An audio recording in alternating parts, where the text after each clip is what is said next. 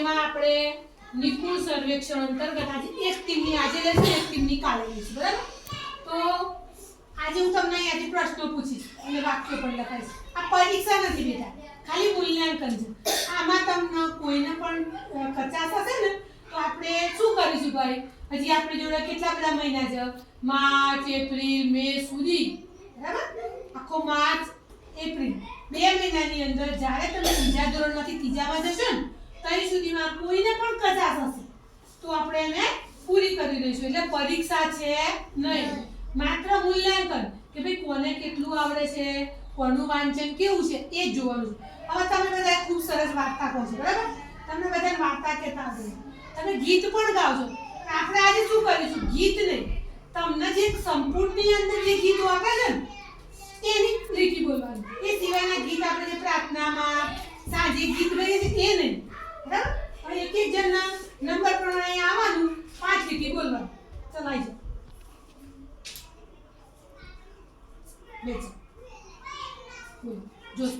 चल मेरा घोड़ा तबड़क तबड़क, चल मेरा घोड़ा तबड़क तबड़क, मोटा मोटा पहाड़ आवे, वाका चूका रस्ता આવે, થાક લાગ્યો છે, આરામ કરવો છે, ના ના ના, ચલ મેરા ઘોડા તબડક તબડક. Very good. 5 જ લીટી બોલવાની.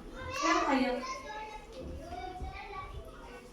અરે કોઈ બોલશો નહીં, કોઈ હાલ ચાલશો નહીં, નહીતર પતંગી ઉડી જશે. ફૂલોની ગાદી પર જપીને બેઠી. Very good. ચલાઈ જાઓ. તમને બધાને ગીત તો બહુ સરસ આવડે છે, પણ આપણે શું કીધું હતું ભાઈ? સંપુટની અંદર આપણે લિસ્ટ બોલીશું કવિતા. કલબલ કરતે ને જાડે જાડે ફરતી ને, કલબલ કરતી ને જાડે જાડે ફરતી ને, પછી કલબલ કરતી ને જાડે જાડે ફરતી ને. બીજી બોલો. એવું નહીં, એક બોલવાનું. તમે ગમે તે બોલી. કબૂતર બુબુ વાળું કરી હા કયા કહો ના ચાલો ભાઈ. મેં શું કીધું હતું? સંપૂર્ણની અંદર આપેલું. તમે તો ગીત તો ઘણા બધા ગીત ગાવજો, ગાવજો ને ગીત, પણ ગીત નહીં. આપણે શું તૈયાર કરવાનું હતું? કવિતા. Very good. ચલો પછી બાકીનું આપણે ફરી હજી તમને હું આપીશ. હા ચાલો તે ફરી કરવાનું. ચલો ભાઈ હવે શું કહે છે? અલી રીડર અથવા વાર્તાનો વડલો. તમે વાર્તાનો વડલો વાંચો છો ને ભાઈ? હા. તો વાર્તાનો વડલો અલી રીડર, એમાંથી કોઈ પણ વાંચન કરવાનું. ચલો હવે આપણે 19 નંબરની અલી રીડર લીધી છે, બરાબર? હવે એને આપણે બબ્બે લીટી જ વાંચીશું. ચલાઈ જાઓ ભાઈ આગળ. પહેલા નંબરથી બેસી જાઓ. કોન્ફિડન્સ આ પરીક્ષા નથી. જોસ્તી વાંચો. પહાડી વિસ્તારનું આ ગામ છે. ગામમાં લોકોએ ગામની આસપાસના જંગલને જાળવી રાખ્યું છે. ખૂબ બધા વૃક્ષો ઉગાડવા છે. ગામમાં માણસો વૃક્ષ વાવતા, એને જાળવતા અને નવા વૃક્ષ જે ઉછેરતા. દાદાએ અરે બેટા વૃક્ષ વેરી ગુડ. આપણે સરસ શાંતિ આવી જાઓ. ચલો અહીંયા પાછળના બી વાક્યો વાંચો. બેસી જાઓ. જોસ્તી વાંચો. આગળ આવી જાઓ. વાંચો. ફૂલને પુષ્પ પણ કહે છે. સફેદ એટલે જધોળું. પંખી પણ કહેવાય. બીક એટલે જટ ડર. પ્રકાશને અજવાળું પણ કહેવાય. Very good. ચલો સીતા લઈ જાઓ. ચલો વાંચો. અહીંયા આટલી ખબર ધીરે ધીરે હા શાંતિથી બેઠા.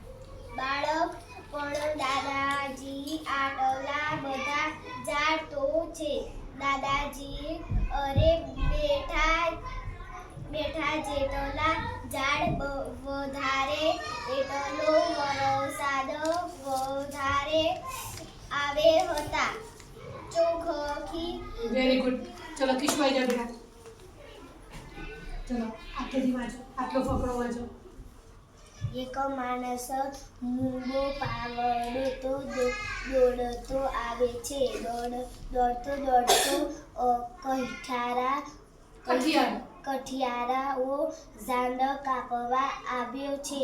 માણસની બૂમો સાંભળી ગામના બધા લોકો ઘર બહાર નીકળી જંગલ Very good. તરફ ચલો વળતા સરસ જાય. સરસ ચલો પહેલેથી વાંચવા છે શાંતિથી વાંચો મસ્ત મજાનું વાંચો ગભરાવાનું નહીં વાંચો પહાડી વિસ્તારનું આ ગામ છે.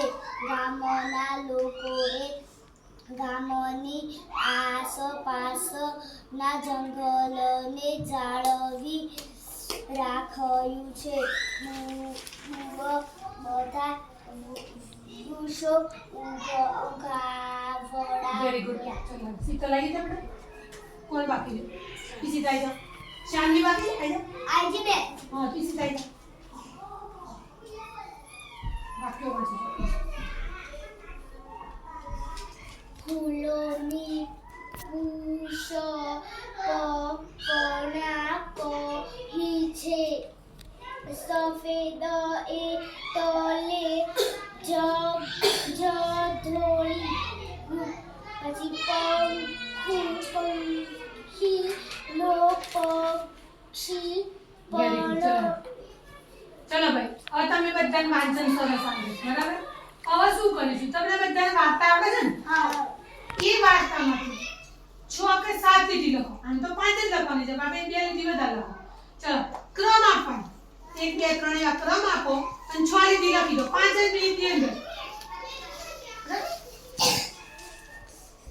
પછી તમે બધાને ફરી કવિતા ગવડાવું છું હા ગીત તમને જે ગીત આવે છે ગાઓ પેલા તમારા તમને જે મેં કાગળ આપ્યું ને એની પર સરસ મજાનું નામ ધોરણ લખો અને પછી 6 થી 7 લીટી લખી દો ચલો તમને જે વાર્તા ગમતી હોય એના ક્રમસર વાક્યો લખવાના વાર્તામાં આડાવડી ના થવાનું બેટા વાર્તાનો જે ક્રમ હોય ને તો એ રીતે ક્રમિક લખજો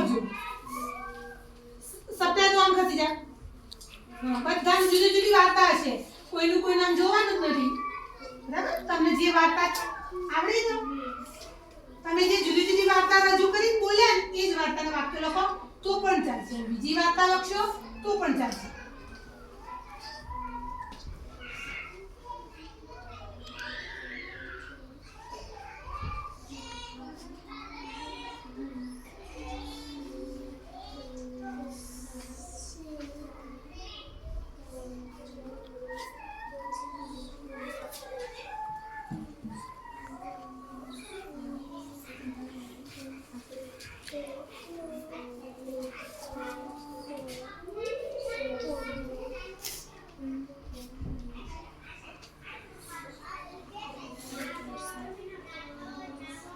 છૂટું છૂટું લખજો અક્ષર બહુ સરસ લખજો